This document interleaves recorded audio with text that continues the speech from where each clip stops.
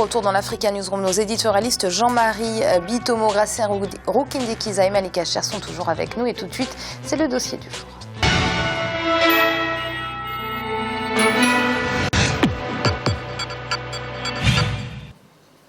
Et on parle toujours environnement avec les potentialités du Rwanda en matière d'énergie renouvelable, des potentialités qui sont remarquables. Et pourtant, le pays reste toujours dépendant sur le plan énergétique. C'est un reportage de notre correspondant Oliva Jacotin.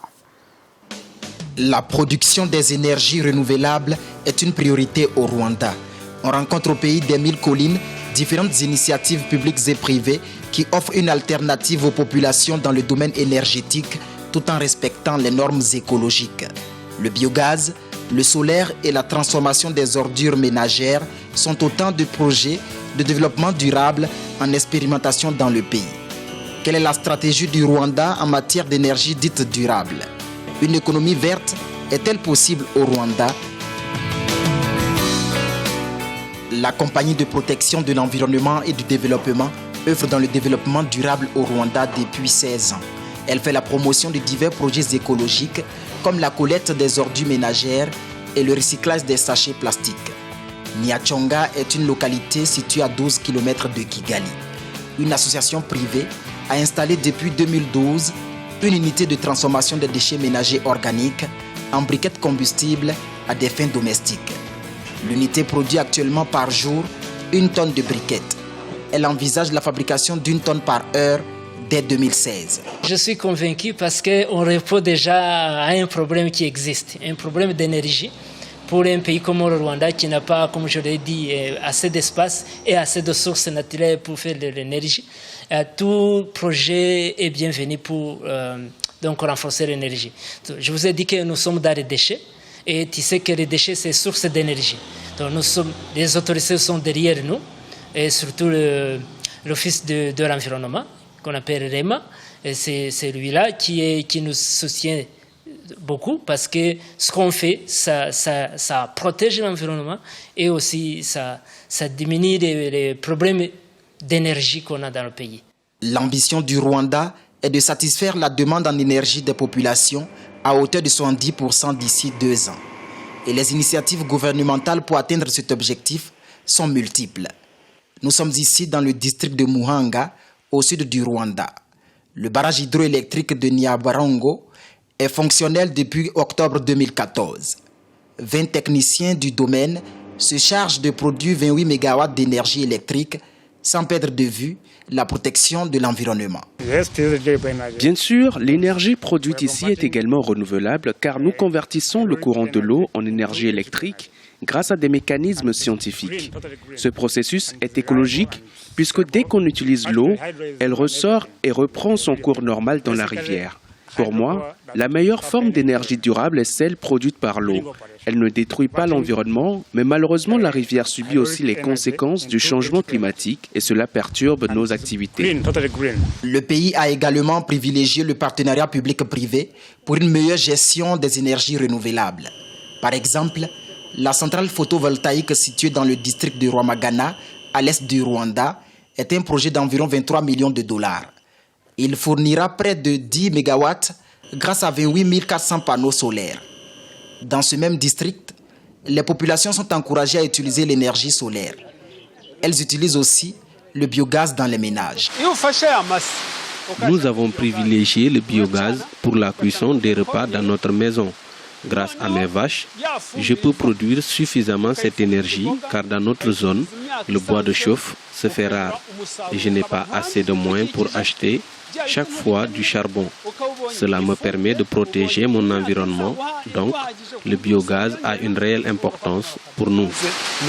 Le Rwanda mène des études de faisabilité pour produire d'autres formes d'énergie renouvelable. Il s'agit surtout de l'énergie éolienne et le gisement de méthane du lac Kivu. Ce lac s'étend sur 2700 km² entre le Rwanda et la République démocratique du Congo. Il possède 60 km³ de méthane, pouvant produire 300 MW d'énergie selon des experts. On y trouve également 300 km³ de dioxyde de carbone. Le Rwanda et la République démocratique du Congo ont signé en novembre 2015 un accord pour une meilleure gestion et exploitation conjointe de cette bombe qui sommeille dans le Kivu. Le programme ERA, on travaille avec les exploitants pour essayer de minimiser les risques. Donc, on a pris les dispositions nécessaires pour que le RAC ne soit pas perturbé ou bien pour que l'exploitation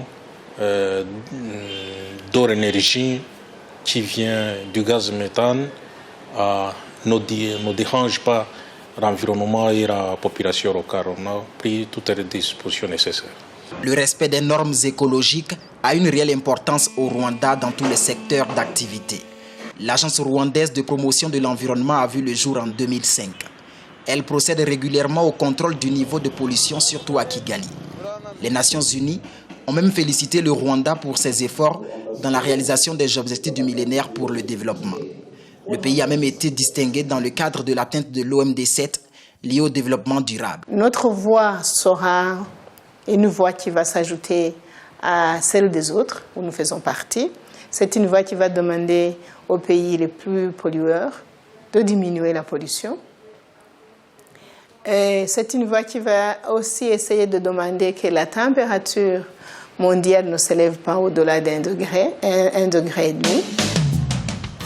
Le développement durable se trouve dans une bonne dynamique au Rwanda. Différents projets d'énergie dite durable transforment peu à peu la vie des populations. Ces initiatives privées et publiques font l'effort de respecter les normes environnementales.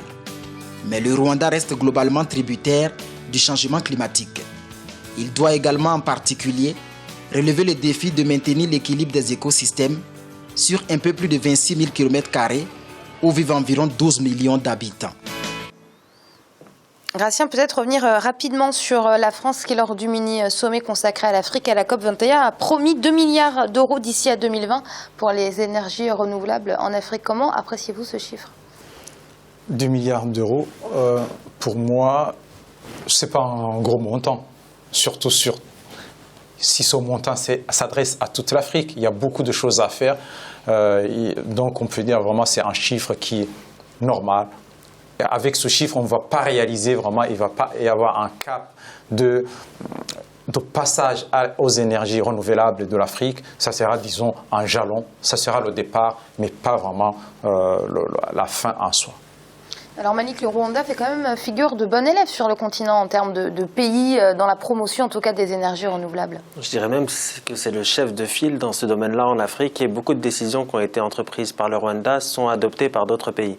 Le Rwanda était l'un des pays qui a interdit par exemple le sac plastique qui reste un problème majeur dans beaucoup de pays africains, notamment dans la gestion des déchets de sacs plastiques. Et vous avez par exemple le Maroc qui a pris cette décision récente de l'interdire ou qui va l'interdire prochainement. Donc oui, c'est une locomotive pour le continent. Je pense qu'il faut retracer le contexte. On a eu quand même un pays qui était meurtri, qui a su se remettre debout, qui a initié la bonne gouvernance. Et dès lors que vous avez une situation qui est stable sur le plan politique, dès lors que vous n'avez pas de corruption massive, vous pouvez initier plusieurs chantiers. Et là, le développement durable, je pense que le président a vu qu'il y avait un intérêt économique dans le développement durable. On pense toujours le développement durable comme quelque chose destiné justement à la préservation juste de la nature, mais là il y a vraiment, je dirais, une ambition, une stratégie économique. On a vu toutes les activités qui sont liés au recyclage et qui sont porteurs d'emplois et qui permettent une intégration de la société dans ces secteurs-là et donc de réduire la pauvreté. Le Rwanda a ses spécificités. C'est un pays qui est plutôt petit, qui n'est pas très grand, qui n'est pas très vaste et une population quand même qui est importante de 10 millions d'habitants. Donc il y a des défis qui sont incroyables. Vous avez une démographie de la population qui est forte au Rwanda. Donc je pense que les autorités rwandaises ont très vite compris ça. La nécessité de satisfaire la population, de satisfaire une population qui, sur le plan démographique, continue d'augmenter et de l'autre côté, mettre en place une politique qui soit durable et donc qui préserve l'environnement et qui permette au Rwanda d'avoir une économie qui ne repose pas uniquement sur l'exploitation de ressources fossiles. Donc je pense que le Rwanda a tout à fait raison de miser sur le développement durable. moi, je pense qu'il faut vraiment prendre ce pays comme exemple. Jean-Marie, centrale éolienne, centrale géothermique, énergie solaire, ce mix d'énergie verte, c'est vraiment ce dont a besoin le continent africain aujourd'hui.